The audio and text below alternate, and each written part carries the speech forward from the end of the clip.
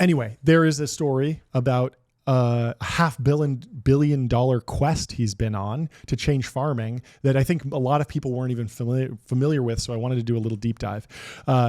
In a row of 6 greenhouses on a remote stretch of the Hawaiian island of Lanai, which I actually was on 6 months ago. It's Were beautiful. you at his resort? I wasn't at his resort. I was at the Four Seasons, which is I think he owns the island and leases the land to the Four Seasons. Probably pays for his resort. Yeah, probably. His property, there's 2 of them. There's Sensei Lanai, which I haven't been to, but Sensei Porcupine Creek is so good that we need to do a TBPN meetup there at some point, because there's only I think 30 rooms. And so he's been working to use his golden touch in tech to remake the way people around the world eat. The company behind this effort, Sensei Sensei Ag, is 8 years in the making and has cost the world's 4th richest person more than $500 million, far more than he spent buying the island itself. Early on, Ellison touted cutting-edge technology that would modernize agriculture, make a big impact for society, and eventually help grow food in places such as Africa. The billionaire has told executives he sees the project as part of his legacy. So far, it's mostly been a bust. So a little bit of a hit piece here from the Wall Street Journal, Tom Dotan. We might have to put you in the truth zone. Maybe there's something here. But, these things happen all the time. People who are rich invest in crazy stuff, crazy ideas, and crazy ideas don't always work out. And it's good. And who knows? It might be too early to write this one off. So let's break it down. Little of the revolutionary tech the company has extolled, sensors to monitor development, artificial intelligence to breed crop varieties, and robots to harvest plants, is being used according to people familiar with Sensei. So they're still early. The company has been beset by problems typical to tech startups, including executive changeovers, shifting goals, and bad Wi-Fi. They need Starlink out there. Yeah. Call the buddy Musk. Fix it. Yeah, they are boys. They're boys. Musk texts Ellison being like, "Are you good for $2 billion?" Yeah. Or are you?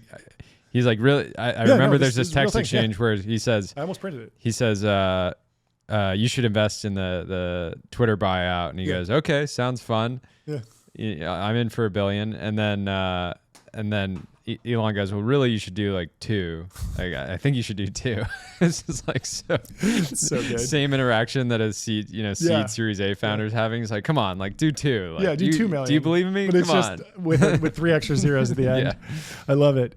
The greenhouses, for example, weren't built to withstand Lanai's strong winds, and their solar panels have broken down. Some of the top executives are tech veterans who have no commercial agriculture experience. The 80-year-old Ellison and his Sensei Ag co-founder, celebrity Dr. David Agus, envisioned the farm as an ambitious tech venture that would use new techniques to grow tastier, nutrient-rich food. Far from feeding the world, its crops of lettuce and cherry tomatoes are only enough to supply the few groceries and restaurants. At least they have a product in market. Yeah. That's more than most hard tech companies. Yeah, it's working on. One person familiar with the operations described the output as being like Promise to Bugatti and ending up with a Yugo. What is a Yugo? I actually don't know what a Yugo is? Oh, it's like the cheapest and most failed car of all time. Is it They're Russian? actually trying to bring it back. Is it a Russian? It's like an Eastern European car. It was famously flopped. Yeah, so they're trying to. There's a guy who's trying to bring it back. He designed it, and he's going on a world tour with the original Yugo. I just have a thing maybe for raise money. hatchbacks. Yeah. Although the farm has little to do with Ellison's core business, software giant Oracle, the tech mogul has called the project and the island more broadly part of a grand experiment in sustainability. Agus, a medical doctor with no previous agricultural experience, said that, which I don't care about, said that when Ellison approached him on the project, the billionaire's lofty goals of returning Lanai to its farming roots after decades of destructive pineapple farming, while also setting the blueprints to feed the world, were too good to pass up. We have an island that we can't grow things on, that we need food for. Let's do it. But at the same time, let's change agriculture. The company has been using the past few years to gain experience with growing crops and perfect its technology, he said in an August interview, adding Sensei was aiming to have a prototype of its new tech by the end of 2025. That timetable has since been extended to mid-year 2026. And so lots of rough times for them. Let's move forward. There's a lot here. This is a really big deep dive. Overall, this is exactly what I want to see billionaires spending their money on. I agree. For one thing, besides cars, watches, art, islands, etc. Islands. I think this is one of those things. This scenario happens quite often where a bunch of the tech elite look at an industry and they say, yeah, we can fix this. and get a little bit in over their skis in the sense that, maybe trying to solve problems that are problems for, that are hairy problems, right? Like farming is one of humanity's oldest, industries. And there's also been a bunch of, one thing that I've noticed, there's a company I helped start called Resource Monitor. Yep. And we make smart meters for groundwater producers. So people that work in oil, gas, ag, et cetera, golf courses, et cetera, that are producing a bunch of water.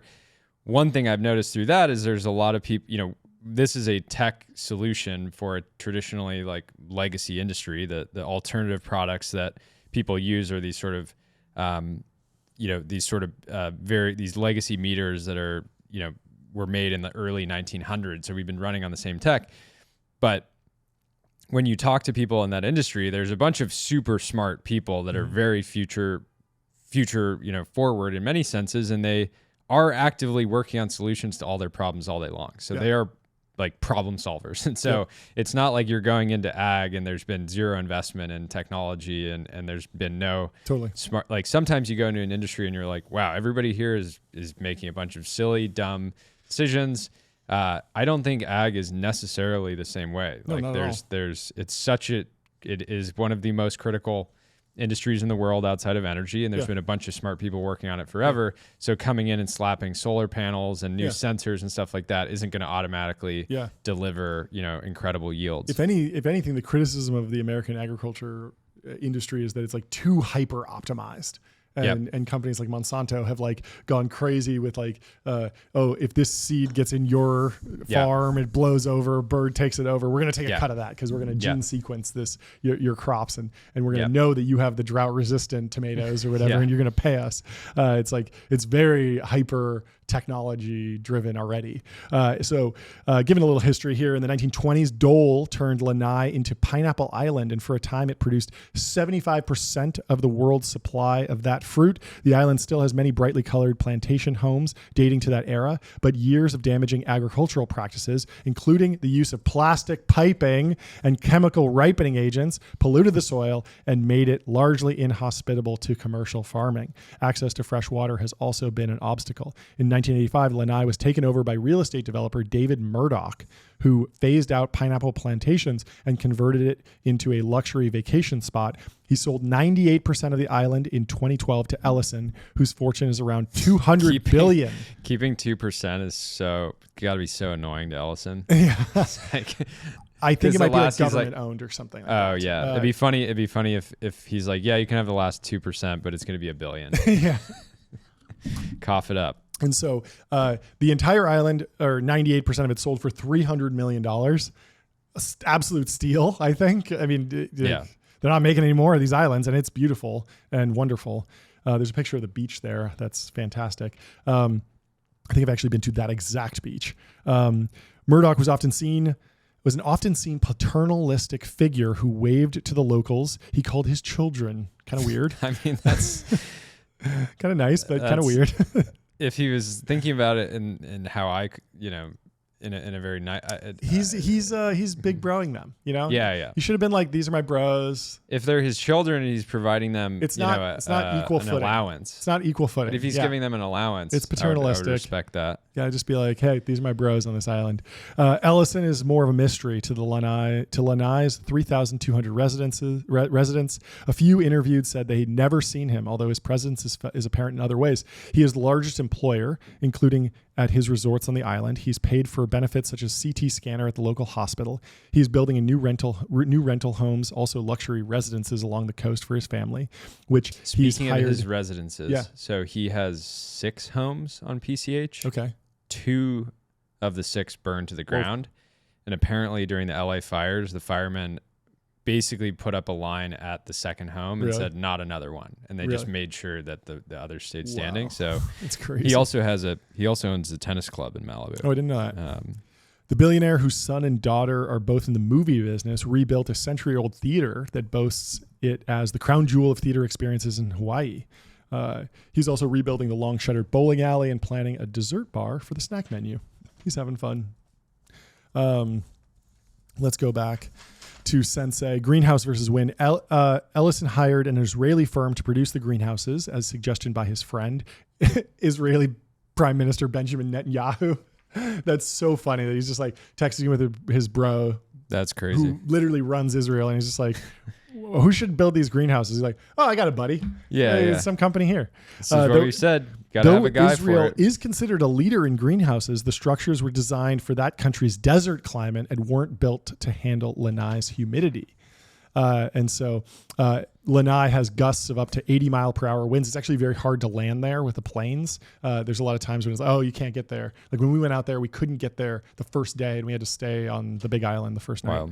The winds blew the roofs off the greenhouses multiple times. Ellison said the structures would cost $12 million, but they wound up costing $50 million. So yeah, I mean, this is the part of like being in founder mode is hard when you're also the founder of Oracle, and you're also, and that's just like 90% of your mind share because it's 90% also of the value. It's all this scenario where by Ellison making this his personal project, trying to make it a business, but simultaneously saying that it's his personal project that he feels is part of his legacy. It warps economic reality to the point where no other farm in the world outside of some mega monstrosity from Monsanto is going to spend $50 million on CapEx at a small farm. And it's like, if you're already a celebrity doctor, you're boys with Ellison, you're probably super rich. There's so much money flowing into this company. You're going to be taking like a cushy salary. Like you put one of the Gundo bros on this, like they're going to be out there in the 80-mile-an-hour winds with like duct tape and a spot welder, like making sure it doesn't fall apart. Making content out of it. Exactly. Using it as a viral moment. They were afraid. See, the issue here is they're getting a hit piece from the Journal. Augustus would have been holding it together. I have the mandate of heaven. I have the mandate of heaven. 100%. And that's what you don't get with, like some young kid who's just willing to do stuff. This is effed. Let's get out of here. We'll come back. We'll go to the resort tonight. This is too crazy. No, we're going to Nobu. Yeah, we're going to Nobu. They have a Nobu. The thing about Ellison, he's, I think, a major investor in Nobu. He owns, I think, most of the Nobu. There's a Nobu building. at the Four Seasons on Lanai. That's what's great about Sensei. It's probably half the price as Amman. But every restaurant on the property is a Nobu, so you can be playing golf, drop into the little golf shack, and it's a Nobu. So wild. There's some other great quotes in here about Ellison and his boys. Ellison frequently took friends and other favored guests at his resort on tours of the indoor farm, including former British Prime Minister Tony Blair and actor Robert De Niro. Nice. So he's just broing out with Bobby De Niro and Tony Blair and being like, let's go tour my farm. He routinely went through the greenhouses, picking tomatoes off the vine, offering them to guests and eating them unwashed, despite having been told they weren't organic and had been sprayed with pesticides. On a tour with Blair, Ellison offered him the unwashed tomatoes. Dog. He's a junkyard dog. Look at him. He looks amazing. He looks amazing. And he's eating these pesticide tomatoes. Yeah, that's the secret. Fresh pesticides. It's the midwit meme. The genius and the he's probably got cans of canola oil. Yeah, he's just chugging. Meanwhile, the midwit's like, I can't have any pesticides, no microplastics. Ellison's just like, feed me anything, I'm fine. Blair declined to eat the unwashed tomatoes. He's like, I'm good, actually, no thanks. But we'll see. We'll see how Tony Blair looks at 80. Maybe Ellison's got him beat. I'm looking it up right now. Sensei acquired facilities in Vancouver and Ontario for almost 3 million square feet. The company bought them from cannabis companies as that market crashed. But the needs of a marijuana grow house differed substantially from a greenhouse for other crops. Cannabis needs special lighting and segregated rooms. Interesting. And so we'll close out here. They have a software focus. Sensei later sold off the Vancouver acquisition. Overall repairs and retrofits of the Canadian facilities cost around $200 million. That is so much to burn for early stage hard I need to tech. see the P&L. I know. It's just so easy when it's like, oh yeah, like $200 million. I have $200 billion. Yeah. That's the equivalent of like a $50 million fund hearing about a company burn $50K. It's like, you spent $50K on a facility or whatever. Being one of many produce suppliers on Lanai has to be about, I would guess, to be about maybe a $500K. Yeah, nothing. Maybe there's 3,000 people seven there. Maybe seven figures if you count the guests and markups just the high on volume. that stuff. Yeah. But still, that's a pretty gnarly looking And P&L. apparently the box lettuce market, so what they do is they grow lettuce indoors. And there's been a bunch of these vertical farming startups and indoor farming startups, but box lettuce is a saturated market. And most people, when they go to Erewhon, they just buy the Erewhon version of box lettuce, or they go to Trader Joe's, they just buy the default. Very few people have been able to build a brand around particular like prepackaged produce. It's really, really hard because you look at it and you're just like, that looks like a tomato. Like anything else. Like, do I really care? The vision was so big, and then it just slowly got whittled away as we faced up to the realities of implementing on Lanai, a former general manager said. Sensei's chief technology officer, Danny Hillis, Agus said, Hillis is renowned in the computer world for developing networking techniques. Though he lacks commercial agriculture experience, he leads the company's AI efforts, which Sensei believes can help it predict and crossbreed crops to optimize nutrition. Software can also be used to increase efficiency in water and energy use. Despite moving through several chief executives, Ellison and Agus in 2023 appointed Dave Douglas, a partner of Applied Intuition, a Boston-based tech company that Ellison owns part of. The software engineer lives in Massachusetts and runs the company remotely. And again, this goes back to, it is tough. It is tough to run a company remotely. It's tough to not have a founder that has 50% of the company. And it's like, if this works, I got money from Larry, but if it works, I'm going to be remembered. Yeah. It's hard. Hard to delegate your life's work. Startup founders and executives having very low cash comp is sometimes seen as a bug.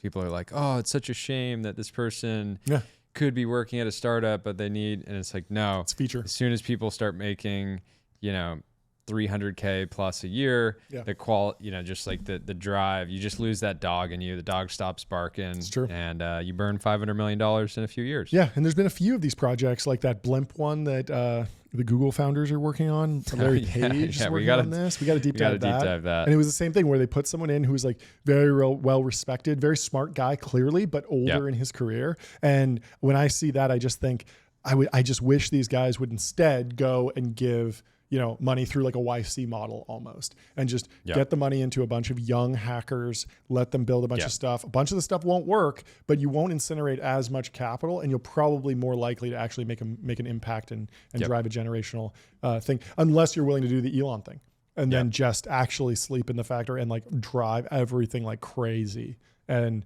that's been working for Elon, but he is the exception to the rule.